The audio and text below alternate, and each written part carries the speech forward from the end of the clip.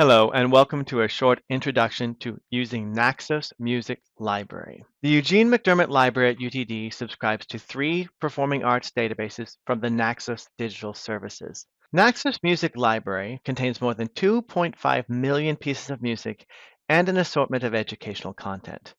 Enrolled UT Dallas students and active faculty and staff can browse by composer, artist, musical category, genre, and music labels. Users can save favorite tracks and browse curated playlists. Let's begin at the library's homepage. To get to any of our databases, you would start with the Databases tab. There are 2 ways to navigate to find a particular database. You can choose by subject, for example, performing arts, or you can go alphabetically by title. Since Naxos is under N, I'm going to start by clicking the letter N, which will take me to an alphabetical list of our databases beginning with the letter N. If I scroll down, I will find Naxos Music Library, Naxos Spoken Word Library, and Naxos Video Library all together. Let's begin with Naxos Music Library Online. On campus, I will be able to seamlessly open the database based on the IP range of my computer. But off campus, you may be prompted to enter your net ID and password to prove that you are associated with University of Texas at Dallas. To optimize your web experience, I do recommend that you accept cookies. Right. So there are a lot of resources within the Naxos Music Library that are fairly intuitive. You can browse by people, that would be composers and musicians, categories, which would be types of music, labels, which is producers or recording companies, playlists, your own favorites, and also there are resources on musicology and the dictionary, a musical dictionary. I'm going to begin by searching for a particular piece of music recommended by one of our arts and humanities professors.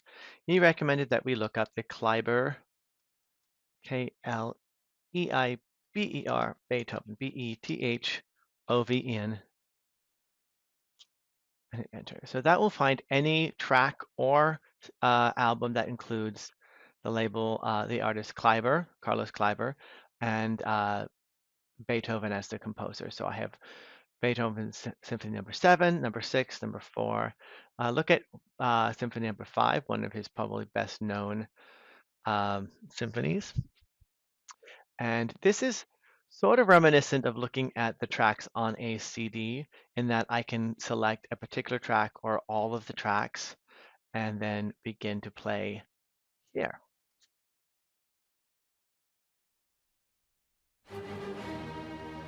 And I'm not sure if Camtasia records what's happening in my headphones right now, but I have just heard the very big, famous beginning notes of Beethoven's Fifth Symphony, which is da da da da. Anyway, and that's all there is to it when it comes to finding and playing a particular track. My controls for the music are here at the bottom of the screen. I can skip backwards or forwards 10 seconds, skip to the beginning or end of the track. I can pause, set repeat for this track, set it to shuffle the tracks within my chosen list, etc. Very much like using a music player. Other things I wanted to show you guys, let's go home, some of the other ways to navigate. So people is an alphabetical list, also searchable for composers or artists. So if you want to look up a particular composer, like you want to see anything composed by Mozart, there's Wolfgang Amadeus Mozart, the most famous Mozart, is right here. Or maybe I want to look at Carlos Kleiber some more and see what else we have that was recorded or conducted by Carlos Kleiber. So I have a profile of Kleiber here, and then I have all of the albums that he has recorded as a conductor below. Likewise in categories, maybe you want to explore based on the music of the opera, or you want to see what ballets are available. These are pretty intuitive lists.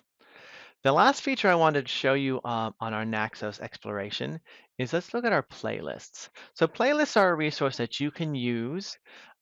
Maybe you have assigned a list of tracks that you're supposed to listen to, or you want to see different types of playlists. So we actually can set up playlists for particular classes. So it looks like I've got Music 2322 and Music 3181. Those professors have asked us to set up some playlists for their students. If that is something that you would like to, your professor wants us to set up, we'll put something here that everyone at UTD can see. If you want to create a personal playlist, you can create a login and save a playlist here. So the thing on playlists, under the university's account, um, we set up these class lists, which means everybody at the university can see them. If I create an account and make a personal playlist, only I will be able to see it. It's not a public list. So make whatever playlist you like.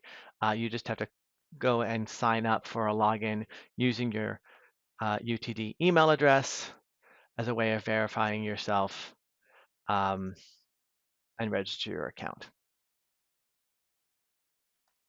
There are also some Naxos Music Library created playlists, which are generally playlists by type of music or around particular holidays. So there's holiday lists, there's Grammy nominees lists, there's great themed playlists. These I think are really interesting. Again, if you want to look at animals in music, battles and fights in music. There's a great section of playlists for study time that are here in playlists by theme, which I recommend frequently for students who are looking for something to have on while they're studying. So that's pretty much how Naxos Music Library works. Explore it. Let us know if you have any questions. There is also a mobile version that you can download to your device. And there's some information here by clicking on the little picture of a phone. It gives me some information about the uh, the app. And essentially, you go to your App Store or Google Play Store or whatever goes along with your phone and just search for Naxos Music Library and download that to your phone. That will give you access to the whole library of music. So if you download it and sign on while you are on campus, on the campus network, it should automatically recognize that you're associated with UTD and that you sign in with the account that you had created. If you are trying to access the app from off campus, it may ask you for an authorization code. If you get that message, just please contact the library using our chat or email, and one of us will help you out with the code that you need to get signed on. And once you've got your sign on, then you have the full Naxos Music Library access on your phone. That's all that I wanted to tell you about the Naxos system. I hope that you find it useful, and I hope you enjoy listening to the tracks that are relevant to your course. Have a great day.